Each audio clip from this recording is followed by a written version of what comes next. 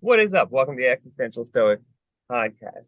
Do you have old people in your life? Have you ever been around the dying? Have you ever struggled to accept death or deal with it? Today, here, look, we're going to talk about how to learn from the elderly and the dying. It's going to be an interesting episode. I'm Danny here, my buddy Randy. What's up, Randy? Yo, Danny. Have you ever learned anything from the elderly and the dying? I Anything at all? have. Strangely enough, ever since I've been a kid, I've always looked forward to being old for some weird reason. But also, I love the perspective that old people have because stuff just doesn't phase them. Like I remember whenever I would have problems when I was younger, my grandmother would always be like, "Well, that's what makes life interesting." And I'm like, "No, it's not. I have a problem right now. Can't you see?" And yeah, but it's Yeah. like they have a whole different perspective on life. Yeah, there is a perspective that comes with age that, I think is valuable to understand. And it's hard to understand when you're young, but like you do, yeah, it's definitely something there that helps a lot. I've also noticed, we both experienced a lot of death in our lives, and I think that is also like something that can be very helpful in a way and like help you understand life better or get a different perspective on it, which, can be good to have, I think. Yeah. Absolutely. So we each have three tips to help you learn from the elderly and the dying. I'm going to start. My first one is actually work with them. There's lots of ways I think you can work with the elderly and the dying. You can, volunteer. You can help someone out. Like I remember I used to help out my neighbor. He was an 86-year-old gentleman. With like mowing the lawn and stuff around the house, and just would chat with him while I was doing that. You can, go workplaces or just. I'm sure everybody's got somebody old in their lives or something that they can help out. And I think doing that, you get to see how they live. You get to see kind of what they deal with. Kind of, you get a better sense of their perspective, their thoughts, and I think it can be really informative and valuable. Yeah, absolutely. That's a good one. I remember even just like working when I would have jobs, I would be working with old people, Yeah, and yeah, it's that too. helpful. Yeah, Yeah. Yeah. That somewhat coincides with mine, which my first one I had like engage the elderly or talk with them because oftentimes we think there's a barrier, like there's some big difference between people who are older than us and people who are younger than us. And I remember my grandmother when I was young, she would always say, like, in her mind, she still thought she was 18 years old. And and I would look at her and I'm like, you're not 18 years old. you're definitely not 18. But like, as I get older, I see the same thing. I still in my mind think I'm younger than I am. And so I'm sure they feel like just, just interact with them and then treat them as a human being and you can learn stuff from them. No, I think that's a good point because it's so easy. Like, the news and media and stuff loves to make the distinctions between different like generations, and people are like, oh, you stupid boomers or whatever, and like people that don't understand technology and stuff, but like why would they? They didn't grow up with it. They didn't have an iPhone when they were 2 years old. They didn't have Mhm. TVs everywhere. So it's like, once you Yeah, they get were past busy that, saving the world. Like literally, when they were 18, they were saving the world from like crazy domination. Yeah. yeah. So what if they can't use technology? Yeah, and that's just the funny part. But Technology like, wouldn't exist if it wasn't for them. yeah, right. People love to make a big deal out of it, but I think if you get past that and you actually talk to them and actually listen, there's so much to learn and a better perspective too on life sometimes. Because 90% of the time, just talking to somebody older can be helpful just from that perspective. I've shared that story before of like my professor. Remember, I think I told you before. Remember, like, I was frustrated because I was like, he seemed to understand things so easily, and I'm like 60 years older than you. He's like, that's a lot of time to read and stuff. He's like, once you get, and Mm, it can be helpful to understand that. Like things take time. It takes time to yeah. learn. Yeah, you don't even realize how long a year is. No, you don't. My next one is actually read about their lives. Like there's so many good biographies. We've talked about this before. There's so many good like things you can engage with like on your own individually, but still engage with people. And I think reading's a great way to do that. So, I'd always say you should read more, but like, yeah, reading biographies, reading about their lives is a great way to kind of get insights and just get a better perspective on life in general and what you might, want to avoid or their successes and failures can give you insights so you don't have to deal with the same problems.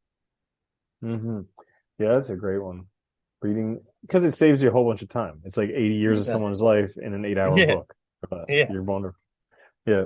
My second one is live each day as your last because one of these days you're going to be right.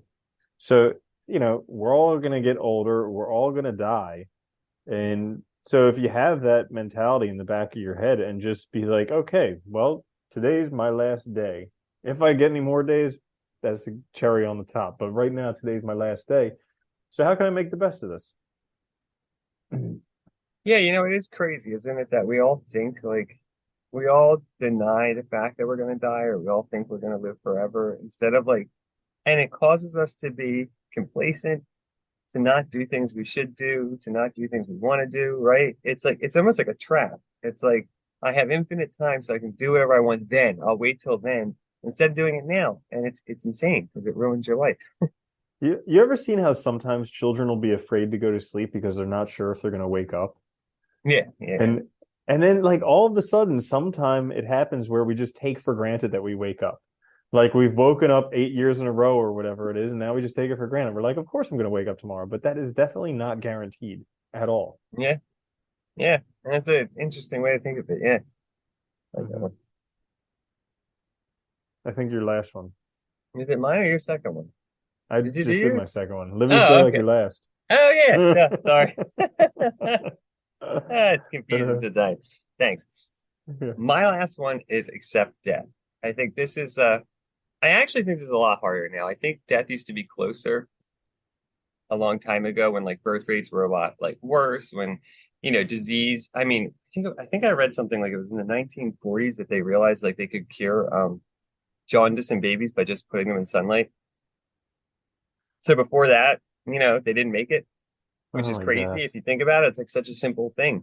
But like, there was so little we knew back then that I think death was so close and people just had a different relationship with it. And I think now it seems so far away. There's so many, and instead of like facing death or accepting it, we look at all the options we have to fight it off all the time, right? And now like scientists are working out how to like, rejuvenate the body and extend life indefinitely by trying to combat literally death and aging.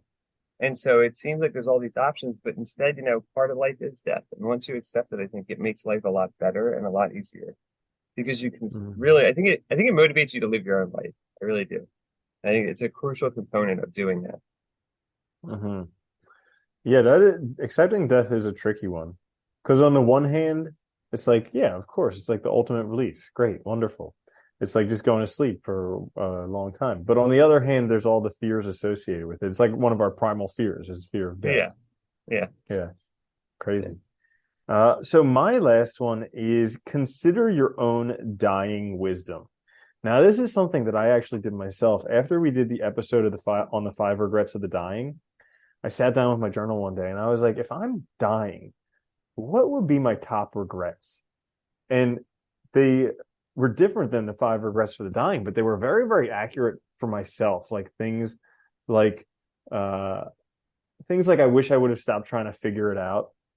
I wish I Yeah. would have had like I wish I would have believed in myself at a younger age. Like these things that I still have not completed 100%, but it's just like yeah, if I, and it's something that I just read on a regular basis because it just reminds me like I have to accomplish this stuff now because eventually I'm going to be dying one day and I'm going to regret this stuff if I don't take care of it now. So I think that's a handy one. Consider your own dying wisdom. No, I think that's smart too, especially your regrets too, because that can be like such an informative way to start thinking about how to change your life now and how to fix things before it's too late. Because, it's like you said earlier, it's so easy to push things off and just assume you have time. But if you actually think about it and actually think about like, what would I honestly regret? Would it be not changing jobs? Would it be like staying in this relationship? Would it be doing this or that? Or like, wasting time on these things, like when I could be living my life? I think that's really important. Yeah. Mm-hmm. Okay. So there you have it. How to, get wisdom from the elderly and the dying. This is a quick fix. We'll be back later this week with another full length episode. Check us out on YouTube or wherever you get your podcasts. Please like, share, subscribe. It helps us out a lot. And until we see you again, later, Randy. Later, Danny.